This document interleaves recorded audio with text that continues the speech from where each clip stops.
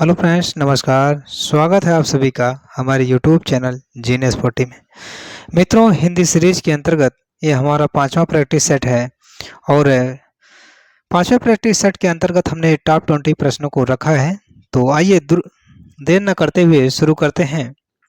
आपका पहला प्रश्न है, निम्नलिखित में से कौन सा निबंध हजारी प्रसाद द्विवेदी का नहीं है? मित्रों, इसमें अशोक के फूल, कुटज और विचार प्रवाह, ये सब हजारी प्रसाद द्विवेदी के हैं। अगर यूं बात करें, ये हजारी प्रसाद द्विवेदी के। तो कौन सा नहीं है? इसमें ऑप्शन डी सही होगा, वृत्त और विकास। ध्यान दीजिएगा, वृत्त और विकास ये शांत प्रिय द्विवेदी के निबंध है। कौन है? शांत प्रिय द्विवेदी। कौन से द्विवेदी? शांत प्रिय द्विवेदी के निबंध है। अगर इनके अन्य निबंधों की चर्चा करें, कवि और काव्य, ध्यान दीजिएगा, कवि और काव्य कवि और काव्य साहित्यिक। कौन सा? साहित्यिकी, जिसे जीवन यात्रा, संचारणी, युग और साहित्य की समायिकी, धरातल, प्रतिष्ठान, साकल्य, ये सब किसके हैं? शांतप्रिय द्विवेदी के। किसके हैं? शांतप्रिय द्विवेदी के। और यूं बात करें, जबकि अशोक के फूल, कुटज और विचार प्रवाह, कल्पलता, मध्यकालीन धर्म और साधना, विचार प्रवाह, साहित्य सहचर तथा आलोक पर्व, ये सब हजारी प्रसाद द्विवेदी के हैं। ठीक है मित्रों, तो इसमें आप ऑप्शन सही कर लीजिए, ऑप्शन डी। ठीक है, अगले प्रश्न की तरफ हम बढ़ते हैं। हमारा दूसरा प्रश्न है, परमाल रासो किसके द्वारा रचित है? परमाल रासो किसके द्वारा रचित है? आपका ऑप्शन है नल्ल सिंह, बी नरपत नाल, सी चंद्रवरदाई और डी जगनिक। इसमें कौन सा ऑप्शन सही है? ऑप्शन डी सही है, जगनिक। जबकि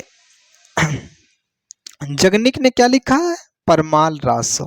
ध्यान दीजिए, परमाल रासो। और इसमें चंद्रवरदाई का पृथ्वीराज रासो।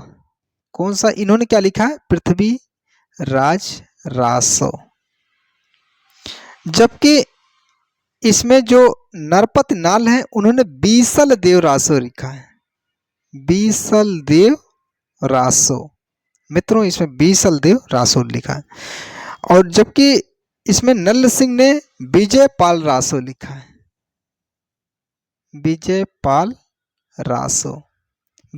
रासो इन्होंने लिखा है।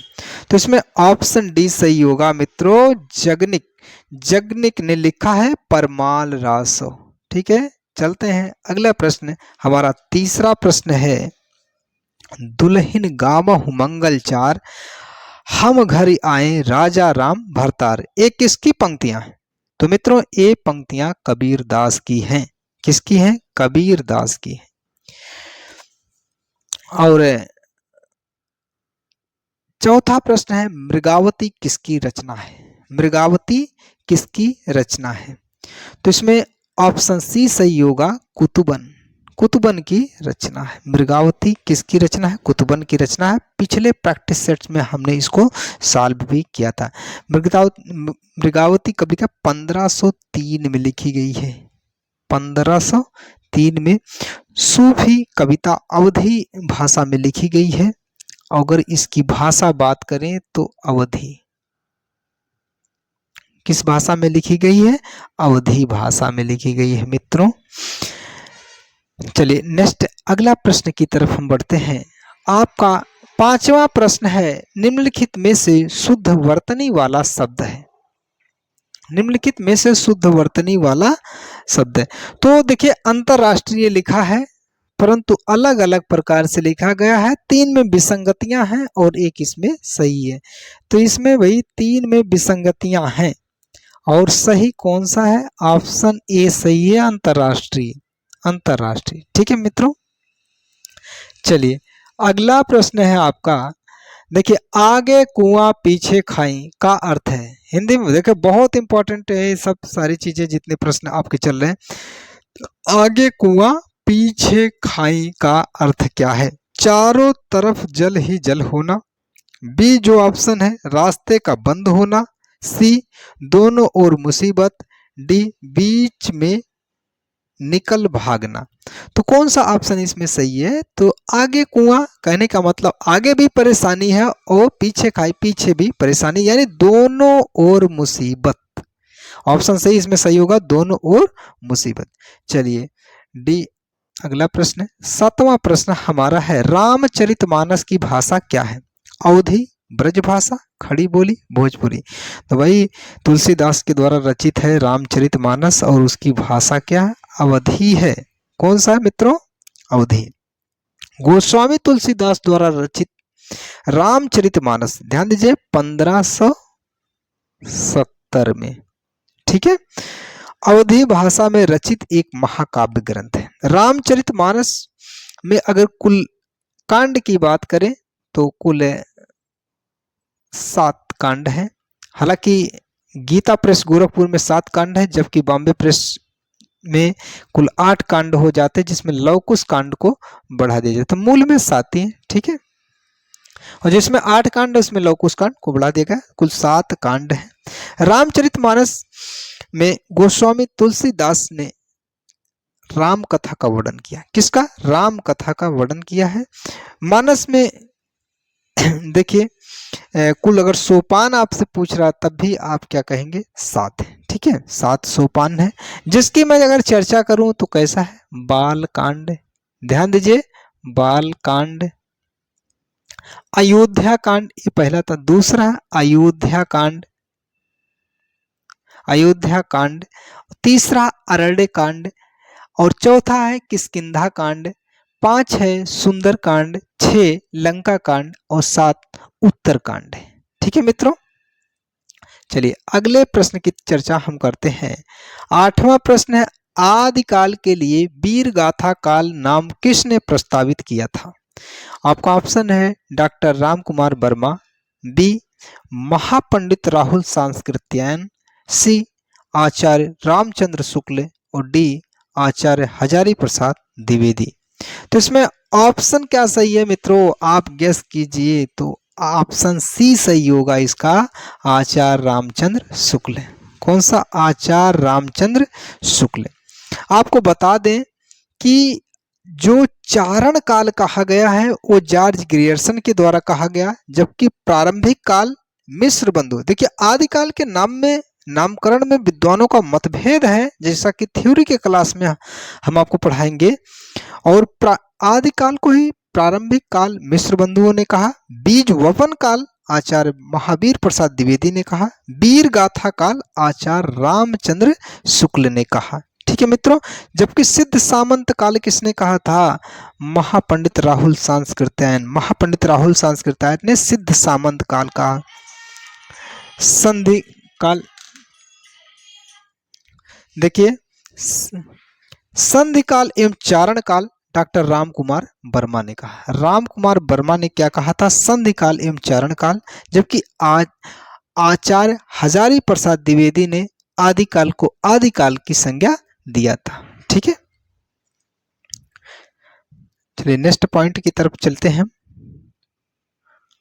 देखिए आदिकाल आचार्य हजारी प्रसाद द्विवेदी ने, और आदिकाल के लिए वीर गाथा काल का जो नामकाल कहा है वो रामचंद्र शुक्ल ने कहा। दोनों बातों को आप क्लियर समझिएगा। इसमें कौन सा ऑप्शन सही होगा मित्रों? तो सब लगा लीजिएगा, सी ऑप्शन आपका सही है, आचार्य रामचंद्र शुक्ल ने कहा। चलिए नेक्स्ट प्रश्न, अगला प्रश्न है 9वां प्रश्न, उत्कर्ष शब्द का विलोम क्या होगा? पतन, अपकर्ष, अपभ्रष्ट और विकर्ष। तो इसमें कौन सा ऑप्शन सही है? ऑप्शन बी अपकर्ष होगा। ठीक है, चलिए नेक्स्ट अगला प्रश्न है 10वां प्रश्न, आनंद कादंबिनी के संपादक कौन है? आनंद कादंबिनी के संपादक कौन है? तो इसमें आपको ऑप्शन दिया गया है बाबू महादेव सेठ, बी चंद्रधर शर्मा गुलेरी, सी बद्री नारायण चौधरी प्रेमधन और डी अंबिका प्रसाद व्यास। तो इसमें ऑप्शन सी सही होगा। ऑप्शन सी हमारा है बद्री नारायण चौधरी प्रेमधन आनंद कादम्बिनी के संपादक हैं। आपकी जानकारी के लिए मैं बता दूं, आनंद कादम्बिनी 1881 में कब पब्लिश होती थी? 1881। किस संपादक बद्री नारायण चौधरी प्रेमधन है। यह एक मासिक पत्रिका थी। देखिए यह कैसी पत्रिका थी? मासिक पत्रिका थी। और प्रकाशित कहाँ से होती थी? मिर्जापुर से, मिर्जापुर उत्तर प्रदेश से। ठीक है मित्रों, चलिए अगला प्रश्न। नई कविता पत्रिका का प्रकाशन कहाँ से आरंभ हुआ? नई पत्रिका का प्रकाशन कहाँ से आरंभ हुआ? तो इसमें ऑप्शन आपका है इलाहाबाद, बी लखनऊ, सी कोलकाता, डी दिल्ली। तो इसमें ऑप्शन ए है नई कविता का प्रकाशन इलाहाबाद से। कहां से? इलाहाबाद से। देखिए आपकी जानकारी के लिए बता दूं, नई कविता पत्रिका इलाहाबाद से प्रकाशित होती थी। नई कविता पत्रिका का सर्वप्रथम प्रकाशन 1954 में, कब? 1954 में डॉक्टर जगदीश चंद्रगुप्त के संपादकत्व के में आरंभ हुआ। यह एक अर्धवार्षिक पत्रिका थी। नई कविता नाम अज्ञे ने दिया। अगर इसके आपसे संपादक पूछेगा तो अज्ञे, अज्ञे कौन है? अज्ञे। अपनी एक रेडियो वार्ता में उन्होंने इस पद का सर्वप्रथम प्रयोग किया था। ठीक है, चलिए नेक्स्ट प्रश्न, अगला प्रश्न। चलिए आपका अगला प्रश्न है 12वां नंबर का प्रश्न। अयोगवाह कहा जाता है, अयोगवाह कहा जाता है विसर्ग को, महाप्राण को, संयुक्त व्यंजन को, अल्प प्राण को। तो इसमें आपका ऑप्शन सही होगा ए विसर्ग को। ध्यान दीजिए अयोगवाह किसे कहा जाता है? विसर्ग को। अनुस्वार देखिए अंग जो है ये अनुस्वार है, क्या? अनुस्वार। और इसमें आह जो है अयोगवाह जो दोनों मिलकर बनते हैं ये क्या है? वास्तव में इसे को विसर्ग कहते हैं। अनुस्वार प्लस विसर्ग, इसी को क्या कहा? अयोगवाह, अयोगवाह कहा जाता है। ठीक है, चलिए नेक्स्ट अगला प्रश्न की तरफ चलते हैं। 13 नंबर का प्रश्न हमारा है, वाचन के समय पुस्तक की आंख से दूरी होनी चाहिए। देखिए जीके का भी प्रश्न है, वाचन के समय पुस्तक की आंख से दूरी होनी चाहिए, तो कौन सा ऑप्शन सही है? इसमें 9 इंच, 10 इंच, 11 इंच, 12 इंच। तो इसमें ऑप्शन डी सही होगा। ऑप्शन डी है 12 इंच। ठीक है, अध्ययन या वाचन के समय पुस्तक की आंख से सामान्य दूरी जो है वो 12 इंच होनी चाहिए। चलिए 14 नंबर का प्रश्न है, तोड़ने ही होंगे मठ और गढ़ सब किसकी पंक्तियां? ये किसकी पंक्तियां हैं? तो इसमें आपका ऑप्शन कौन सा सही होगा? देखिए ऑप्शन निराला, नागार्जुन, रघुवीर सहाय और मुक्तिबोध। तो इसमें कौन सा ऑप्शन सही है? मुक्तिबोध। कौन सा? मुक्तिबोध। और यूं बात करेंगे कि 15 नंबर प्रश्न की, किसी दृश्य उपकरण में पारदर्शी ट्रांसपेरेंसी का प्रयोग होता है। यह भी जीके में भी पूछा जा सकता है। किसी दृश्य उपकरण में, या किस दृश्य, ऐसे होना चाहिए, किस दृश्य उपकरण में पारदर्शी यानी ट्रांसपेरेंसी का प्रयोग होता है। तो इसमें कौन सा? ओवरहेड प्रक्षेपक यानी प्रोजेक्टर। कौन सा ऑप्शन सही है? ऑप्शन ए सही होगा।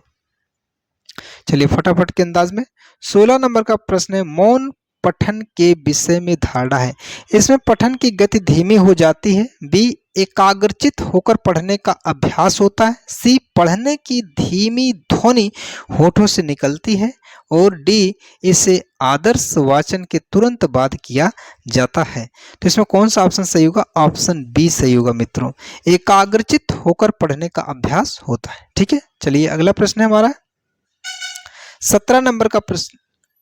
देखिए 17 नंबर का प्रश्न है, तदीय समाज की स्थापना किसने की थी? तदीय समाज की स्थापना किसने की थी? दयानंद सरस्वती, बी राजा राम मोहन राय, सी भारतेंद्र हरिश्चंद्र और डी केशव चंद्र सेन। तो आपकी जानकारी के लिए मैं बता दूं इसमें कौन सा ऑप्शन सही है? भारतेंद्र हरिश्चंद्र। कौन सा ऑप्शन सही है? भारतेंद्र हरिश्चंद्र। जबकि दयानंद सरस्वती ने आर्य समाज की स्थापना किया था। आर्य समाज कौन सा? आर्य समाज। और राजा राम मोहन राय ने ब्रह्मा समाज की स्थापना किया था। ठीक है। और भारतेंद्र हरिश्चंद्र ने तदीय, कौन सा? तदीय समाज की स्थापना किया था। ठीक है। तो इसमें कौन सा ऑप्शन सही होगा? ऑप्शन सी सही होगा मित्रों। चलते हैं अगला प्रश्न। 18 नंबर का प्रश्न है, तथैव शब्द का संधि विच्छेद है। तथैव शब्द का संधि विच्छेद है। तथ धन एव, तथे धन एव, तथा धन एव और तथा धन एव। तो कौन सा? ऑप्शन डी सही होगा। इसमें कौन सा ऑप्शन? ऑप्शन डी सही होगा। तथैव, तथा, धन, एव। इसमें मित्रों कौन सी संधि है? वृद्धि संधि। वृद्धि संधि है इसमें। और इसमें ऑप्शन सही आपका हो गया तथा धन एव, ऑप्शन डी सही होगा। ठीक है। चलिए अगला प्रश्न हमारा 19 नंबर का, चरण कमल बंदो हरिराई उपयुक्त पंक्ति में कौन सा अलंकार है? उत्प्रेक्षा अलंकार, यमक अलंकार, रूपक अलंकार और डी उपमा अलंकार। तो इसमें कौन सा ऑप्शन सही होगा? रूपक अलंकार। ऑप्शन सी सही होगा। कौन सा? रूपक अलंकार होगा। चरण कमल बंदो हरिराई में रूपक अलंकार। ठीक है मित्रों। चलें 20 नंबर का प्रश्न या अंतिम प्रश्न, मूक होई वाचाल पंगु चढ़े गिरिवर गहन जासु कृपा सुदयाल द्रहु सकल कलिमल दहन। उपर्युक्त में कौन सा छंद है? तो कौन सा छंद है इसमें आपको बताना है। आपका ऑप्शन है दोहा, बी चौपाई, सी सोरठा, डी रूला। तो इसमें कौन सा? सोरठा। कौन सा ऑप्शन सही है? सोरठा। मुख होई वाचाल पंगु चढ़ाई गिरिवर गहन जासु कृपा सुदयाल द्रहु सकल कलिमल दहन। इस छंद में सोरठा छंद है। और सोरठा छंद एक अर्ध सम्मात्रिक छंद होता है। कौन सा? अर्ध सम्मात्रिक छंद। अर्ध सम्मात्रिक छंद होता है। और सोरठा किसका उल्टा होता? दोहे का उल्टा। किसका? दोहे का उल्टा होता है। किसका मित्रों? दोहे का उल्टा होता है। अर्थात प्रथम एवं तृतीय चरण में, यूं बात करें मित्रों, प्रथम और तृतीय चरण में और तृतीय चरण में 11-11 मात्राएं होती हैं। कितनी? 11-11 मात्राएं होती हैं। 11-11। ठीक है। इस बात का ध्यान दीजिएगा। और जबकि द्वितीय और चतुर्थ चरण में, द्वितीय और चतुर्थ चरण में 13-13 मात्राएं होती हैं। ठीक है। 13-13 मात्राएं होती हैं। ये हमारा टॉप 20 प्रश्नों की सीरीज थी। तो इस प्रैक्टिस सेट के बाद, ठीक है, हम दूसरा प्रैक्टिस सेट लाएंगे। अगर वीडियो पसंद आए तो मित्रों लाइक कीजिएगा, कमेंट कीजिए और शेयर कीजिए और चैनल को जरूर सब्सक्राइब करें। Thank you.